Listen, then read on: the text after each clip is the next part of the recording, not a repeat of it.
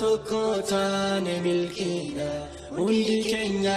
haa tokkoomnu wal jibbaatu yoo dhukkuba wal jibbarraa haa fagaannu humnaan qabnu yoo facaane jabinni yoo tokko taane humnaan qabnu yoo facaane jabinni yoo tokko taane kan qabanne jirru diini islaamaati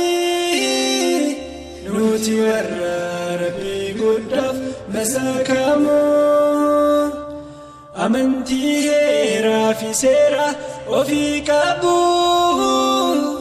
seera qaroomin shaarre zamana kamu addaan baasa dhugaaf dharaa daandii jiru bara bara seera yoomuu haaraa kan abadan jaarree kan qaroomni tokko dhufe